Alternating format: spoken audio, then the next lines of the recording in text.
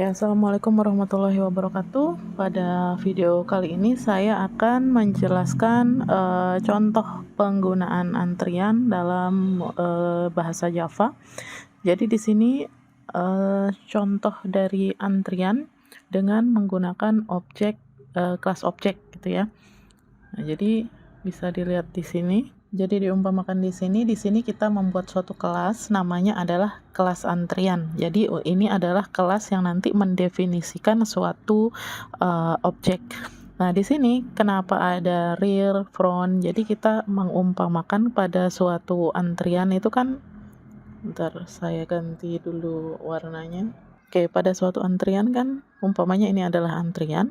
Nah, di sini kan antrian itu atributnya itu terdiri atas ada rear, kemudian ada front. Nah, oleh sebab itu, atribut-atribut ini akan membentuk suatu objek antrian sehingga kita menggunakan rear kemudian front. Nah, di sini untuk antrian ini kita buat dengan menggunakan array. Jadi di sini dibuat antriannya namanya queue, array-nya namanya queue, kemudian di sini dibuat batas maksimal ruang yang disediakan adalah 4 ruang, dimana dimulai dari indeks 0, 1, 2, 3. Jadi maksimal dari antrian yang bisa masuk ke dalam ruangan ini hanya 4 antrian. Kemudian size itu untuk menentukan berapa jumlah dari orang yang sedang mengantri atau elemen yang sedang mengantri. Jadi ini adalah atribut-atributnya. Kemudian di sini kita membuat metode. Kita ketahui bahwa di dalam suatu antrian operasi yang bisa diberikan yaitu ada enqueue, dequeue, kemudian kita nanti akan memberikan fungsi dia bisa membaca data yang sudah diberikan. Nah, yang pertama di sini kita membuat operasi enqueue, di mana enqueue merupakan suatu operasi untuk menambahkan elemen ke dalam antrian. Nah, di sini public void enqueue diberikan nama, kemudian di sini ketika ada void di sini kita memberikan tipe data yang bisa dimasukkan di dalam antrian. Nah, jadi nanti yang akan dimasukkan di dalam antrian ini adalah data dengan tipe data integer gitu ya, karena di sini diberikan nilai integer. Nah, di sini di baris selanjutnya, oke, yang ada di sini pada array queue, kemudian di sini ada rear. Ini artinya bahwa nilai yang terdapat pada rear ini sama dengan data yang diinputkan nanti. Jadi misalnya kita menginputkan di sini diminta nilai integer adalah 8, berarti rear yang di sini juga sama dengan ini, dimulai dengan indeks 0-nya adalah data yang dimasukkan tadi. Nah, kemudian setiap kali penambahan data, karena penambahan dimulai dari bagian rear, maka penambahan akan ditambahkan 1. Jadi data akan bertambah 1. Jadi setiap kali ada penambahan, maka terus bertambah 1, terus bertambah 1, dan seterusnya. Kemudian size, begitu juga dengan size nanti ketika ada penambahan nilai maka otomatis size juga akan bertambah 1, terus begitu seterusnya. Jadi ketika ada penambahan data 1 misalnya 8 kemudian tambah 7, otomatis size yang dimulai dari 0 juga akan bertambah 1 menjadi 1. Jadi di awal size-nya adalah 0, ketika di sini kita meminta ditambahkan 1, berarti setiap kali ada enqueue maka akan terjadi penambahan 1 nilai pada antrian. Oke, begitu untuk operasi enqueue. Selanjutnya di sini ada operasi dequeue. Nah, dequeue yang di sini tidak sama, bisa dilihat tidak menggunakan void dan lain sebagainya, karena ini kita buat untuk kalau tidak ada void berarti harus ada kata return untuk mengembalikan nilai. Nah, kemudian di sini ada operasi dequeue. Dequeue yaitu menghapus elemen dari dalam antrian.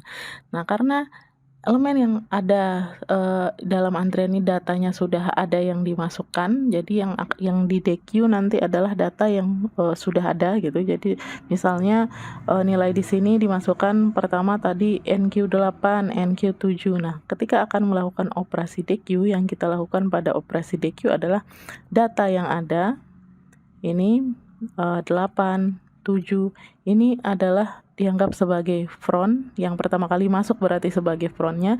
Kemudian untuk melakukan penghapusan pada kode program ini, sistemnya tidak menghapus data yang ada di depan gitu. Jadi contohnya seperti ini. Saya punya tadi 4 ruang, misalnya 8 dimasukkan, 7 dimasukkan, 5 dimasukkan misalnya. Kemudian di sini frontnya, kenapa front plus 1?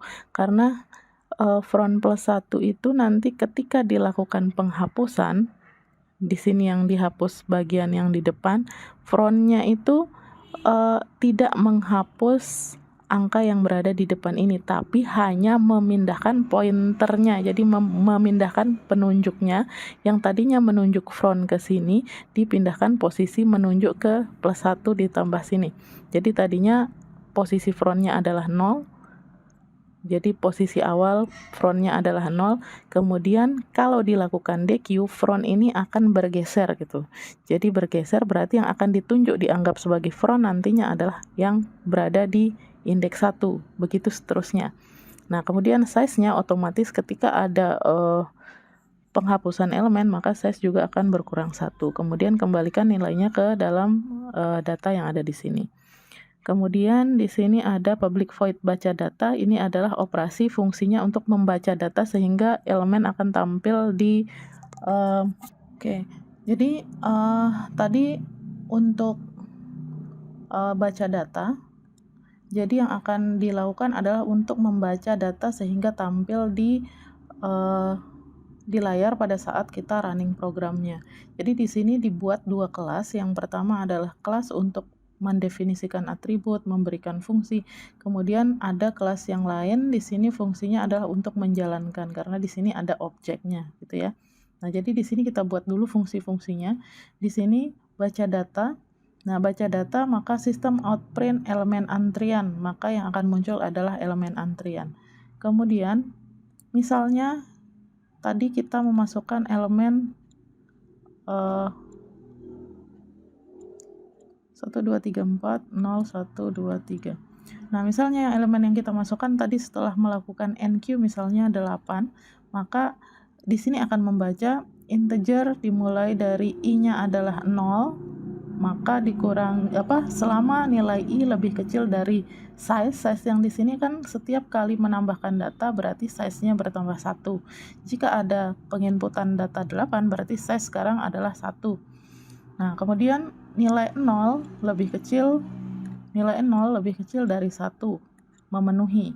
Nah, karena memenuhi, maka kita turun ke bawah baca, tampilkan di layar.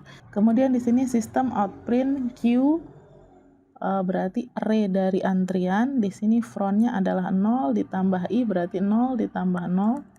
Berarti yang berada pada indeks ke 0 itu akan ditampilkan. Nah, jadi nanti yang muncul adalah 8. Nah, nanti kalau misalnya dilakukan DQ, yang akan dibaca adalah yang ini.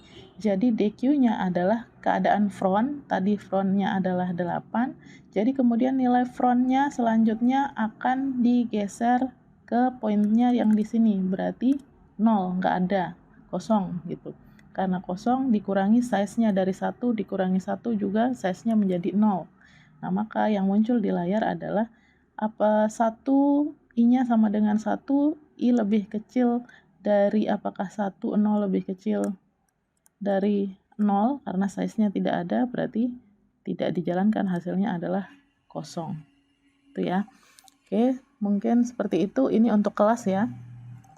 Selanjutnya kita akan masuk ke pembuatan objek. Nah, di sini perlu dilihat nama kelasnya adalah antrian. Jadi saya tinggal membuat objek di sini, konstruktornya dari kelas antrian saya ganti namanya menjadi key, kalau nggak salah key. Nah, sama dengan sebagai nama baru dari antrian. Kemudian kita bisa menuliskan kita mau menginputkan nilai berapa, misalnya dari key.nq berarti menambahkan nilai. Nah, di sini kita datanya diminta masukkan dengan tipe data integer. Jadi saya masukkan misalnya 6. Nah, Kemudian supaya ini, kalau misalnya ini langsung dijalankan, ini tidak akan muncul hasil apa-apa. Kenapa? Karena kita belum meminta untuk panggil baca data gitu, seperti yang ada di sini. Yang diminta adalah kalau mau mengeluarkan outputnya ya panggil fungsinya untuk membaca data. Nah, di sini baru masukkan datanya, kemudian misalnya masukkan lagi elemen yang baru, misalnya NQ 10.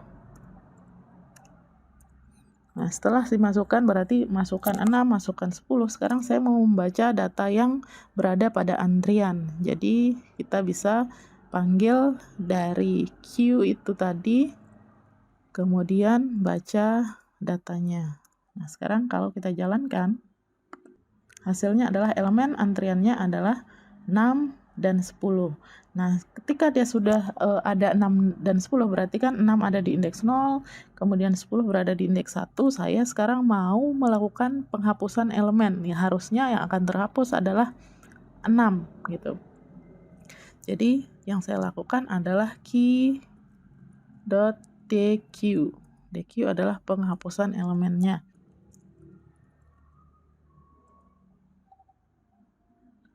Lalu kita run.